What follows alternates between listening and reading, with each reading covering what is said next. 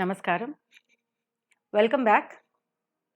In this video, we are going to talk about Itihasas on the Indian soil. Itihasa. Iti would mean like this. Hasa would mean happened. In this way, it has happened is the true meaning of Itihasa. Through the stories that are depicted in Itihasas, we can learn the Indian history so beautifully. Itihasa, referring specifically to two ancient Indian epics, the Ramayana and the Mahabharata, the two epics on this great soil. Both these epics or Itihasas possess distinctive features that set it apart as a significant literary and cultural genre. In today's video, we shall talk about these two Itihasas and the characteristic features of an Itihasam.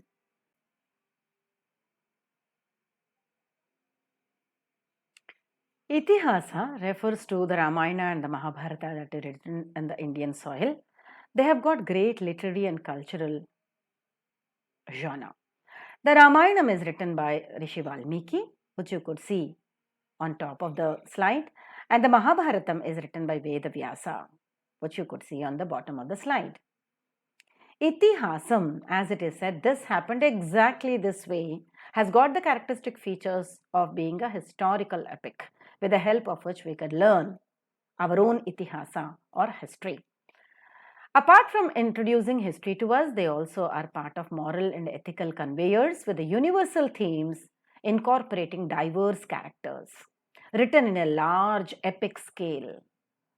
They also introduce cultural and religious significance to us, and they have a continuing relevance with an interpretative flexibility.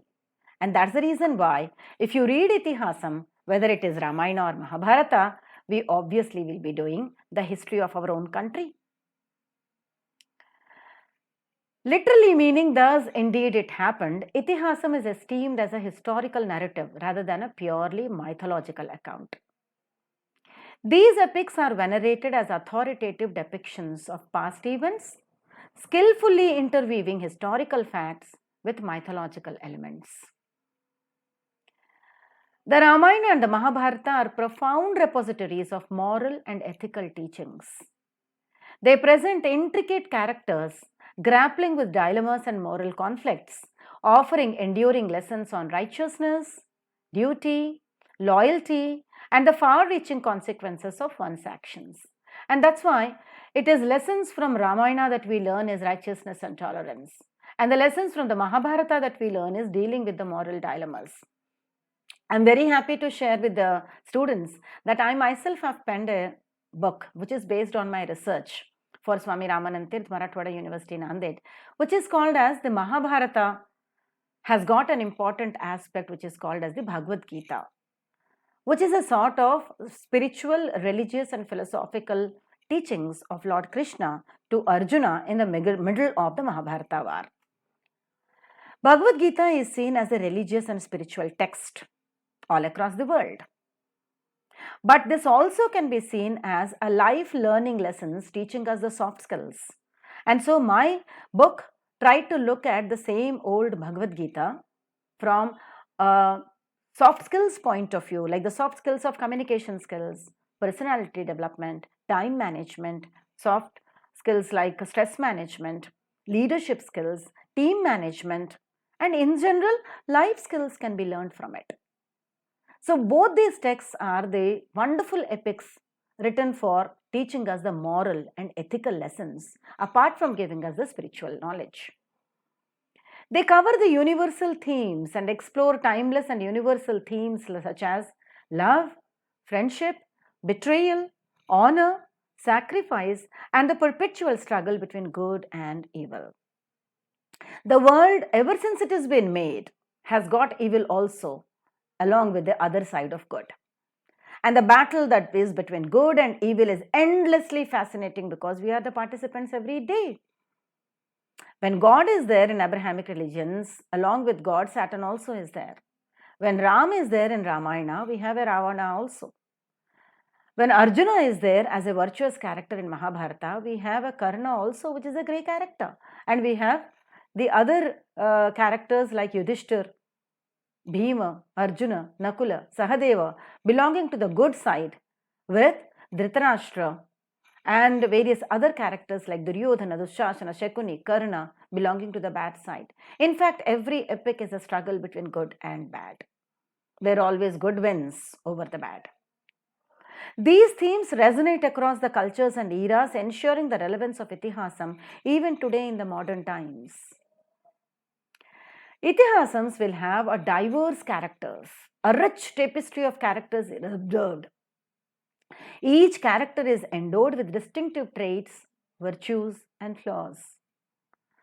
Right from the noble heroes like Rama in Ramayana and Arjuna in Mahabharata, to Ravana in Ramayana and Karna in Mahabharata, or maybe Ashwathama, including a grey character like Ashwathama and a really evil character like Duryodhana. Itihasam presents a comprehensive spectrum of human qualities and experiences, and that is the reason why we love to read about these characters, where we can identify ourselves with many of these characters and many of the times. Because no person is completely good or completely bad. We are always grey characters moving here and there. And to maintain our personality, the movement should be more towards good. When we'll be called as a good character. And if it is more towards bad, unfortunately, we'll be called as the evil character. So it is our restraint to move towards the good path. After reading these epics like Ramayana and Mahabharata, that will enable us to become noble. These epics are written in a grand scale, with a grand scope and grand narratives, encompassing extensive geographical regions, multiple kingdoms, numerous battles, and a plethora of characters. They unfold the vast narratives of epic proportions, spanning generations and dynasties.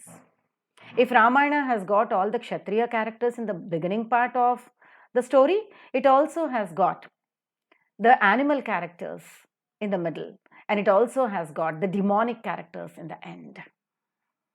Similarly is Mahabharata, and it is said that if a character is missing in Mahabharata, such like character can never exist on the earth. See the confidence with which it has been said. Almost all the characters with all the shades of grey are available in both the characters, in both the epics. Especially so in Mahabharata, because it has more number of characters. These itihasas unfold the cultural and religious significance in Hindu culture and Hinduism. These epics are revered as sacred texts, inspiring devotion, worship, and ritualistic practices among millions of people across ages. They have deeply influenced various facets of art, literature, philosophy, and societal norms in Indian society. As you could see in the pictures, ever since these epics have been written, you could find the bhakti towards each character, which is very profound. They definitely have a continuing relevance despite of their antiquity, because Itihasam continues to offer valuable insights into human nature, societal dynamics, and complexities of life. The enduring wisdom and profound truths embedded in these epics maintain their resonance with contemporary audiences worldwide. And that's why you have the life lessons from Ramayana and Mahabharata, soft skills from Bhagavad Gita, and various other issues arising out of these Itihasams. The wonderful feature about Itihasam is that it has given flexibility for interpretations. Itihasam supports a diversity of interpretations and perspectives, unlike you find in Vedas or Vedangas or Puranas, thus accommodating a range of religious, philosophical, and cultural beliefs. Different communities and scholars have provided varied interpretations of the epics, contributing to a rich legacy of commentaries and analysis over centuries ever since they have been written. Depending on the methods of counting, as many as 300 versions of Ramayanas have been written ever since Ramayana is written in the original form. The oldest version is generally recognized to be the Sanskrit version, attributed to sage Narada. The Moola Ramayana, it is called as. Then Narada passed on this knowledge to Valmiki, who authored the Valmiki Ramayana. Then you have the Tulsidas Ramayana. Then you have the Malla Ramayana. Then you have the Kamba Ramayana. As many languages we have in India, so many Ramayanas have been written definitely. Apart from the Indian versions, we also have Ramayana walking through Burma Indonesia, Cambodia, Laos, Philippines, Sri Lanka, Nepal, Thailand, Singapore, Malaysia, Japan, Mongolia, Vietnam, and China, which would mean all across the entire Asian continent. This is what makes it Jambu Dvipa. And across this Dvipa, you could find Ramayana moving about with its own interpretations. That's why A.K. Ramanujan's beautiful text of 101 Ramayanas has got a relevance, and maybe in the future times we could have many more interpretations of these texts. So in conclusion, we can say that Itihasas are a monumental and literary cultural heritage has been carried by them, encapsulating timeless wisdom within them, with a moral guidance and a spiritual inspiration, thus enriching and guiding generations across the world. Thank you very much for being a part of this video. Bye for now. Hope you have enjoyed this video on the characteristic features of Itihasams. We shall meet in the next video with another aspect of Itihasam. Namaskaram.